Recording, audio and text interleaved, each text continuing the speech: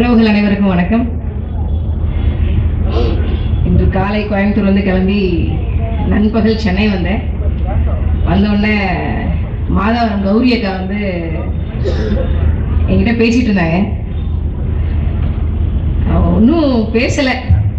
என்னப்பா பொன்முடி இப்படி பேசிட்டாரே, அவர் இப்படித்தான் பேசினாருன்னு சொல்ல முடியாத அளவு பேசிட்டாரு, கேவலமா பேசிட்டாரு அப்படின்னா என்ன கேவலமா பேசிட்டாருன்னு சொல்லி காட்டலாம். ஆனா சொல்லி காட்ட முடியாத அளவுக்கு கேவலமா பேசிருக்கிறாருன்னா அவர் மிக கேவலமா பேசிருக்காரு. அவர் பேசினதை கேட்ட உடனே மானவ சூடு சொரண இருக்கக்கூடிய கனிமொழி அக்காவுக்கு அப்படியே பொங்கிருச்சு. அக்கா என்ன பண்றாங்க, அவங்க அண்ணன் கிட்ட சொல்லி உடனே கட்சி பொறுப்பு நீக்குங்க அப்படின்னு. இந்த கேவலமான மானங்கெட்ட பொன்முடி உங்க திமுக கட்சிக்கே வேண்டானா தமிழ்நாட்டு மக்கள் எங்களுக்கு எதுக்கு அவர் அமைச்சரா இருக்கணும்? எங்களுக்கு எதுக்கு அவர் எம்எல்ஏவா இருக்கணும்? அவர் எம்எல்ஏ பதவியை ராஜினாமா பண்ண சொல்லுங்க. திமுக ஒரு கட்சி, அந்த கட்சியில எல்லாம் எப்படிதான் பெண்கள் இருக்காங்களோ அந்த கட்சிக்கு மகளிர் அணி ஒரு கேடு, அந்த மகளிர் அணிக்கு தலைவி ஒரு கேடு. கனிமொழி அக்கா, நீங்க எடப்பாடி பழனிசாமி அவர்கள்கிட்ட நீங்க அரசியல் செய்யலாம், செஞ்சிருக்கலாம். ஆனால் எங்கள் அண்ணன் செந்தமிழன் சீமான் அவர்களிடம் அரசியல் செய்யும் போது ஒவ்வொரு வார்த்தையும் பார்த்து பார்த்து நீங்கள் விடணும். எங்கள் அண்ணன் சீமான் அவர்கள் ரொம்ப நல்லவர். ஸ்டாலினுக்கு தங்கச்சினா நமக்கு தங்கச்சி தான் விட்டுட்டு போயிடுவாரு. ஆனால் எங்கள் அண்ணன் சீமானின் தங்கைகள் நாம் தமிழர் கட்சியின் மகளிர் பாசறை கூட்டம் உங்களை சும்மாவே விடாது. ஒரு வார்த்தை சொன்னீங்கன்னா அதுக்கு பதிலடியாக 10 சொல்லுவோம். கனிமொழி அக்காக்கு செகண்ட் ரவுண்ட் இருக்கு, அதுக்கு இன்னொரு முறை நான் வரேன். அதனால கனிமொழி அக்காக்கு அடுத்து இருக்கு. எங்க அக்கா கனிமொழி கருணாநிதி அவர்கள் ஒரு கேள்வி கேட்கிறாங்க.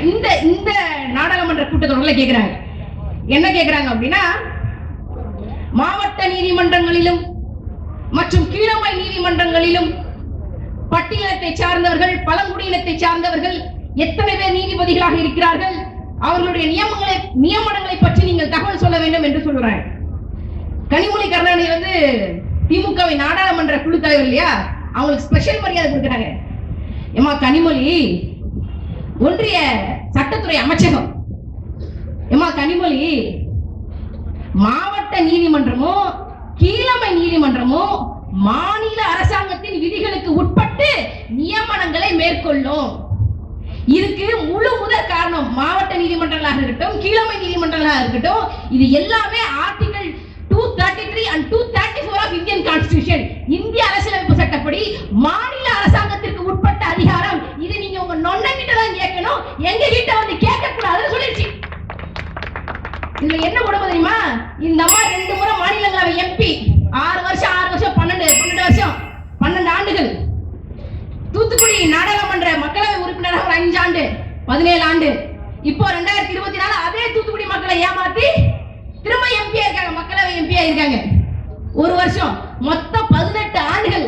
டெல்லிக்கு போய் கனிமொழி பெஞ்ச் தேய்ச்சிட்டு வந்திருக்குமா, பெஞ்ச் தேய்ச்சிட்டு. மாநிலங்களோட உரிமை என்ன இருக்கு, மாநிலங்களின் அதிகாரம் என்ன இருக்கு, ஒன்றிய அரசாங்கத்தின் அதிகாரம் என்ன இருக்கு, ஒன்றிய அரசாங்கத்தின் உரிமைகள் என்ன இருக்குன்னு கூட தெரியாம ஒரு வெக்கங்கெட்ட ஒரு ஆட்களை போய் மக்களவை உறுப்பினராக வாக்களித்து தேர்ந்தெடுக்கிறோம். இதுதான் தமிழ்நாட்டு மக்களுடைய நிலைமை, தமிழ்நாட்டு மக்கள் தேர்ந்தெடுத்த எம்பிக்களோட நிலைமை, எம்எல்ஏக்களோட நிலைமை. இதுதான் நம்ம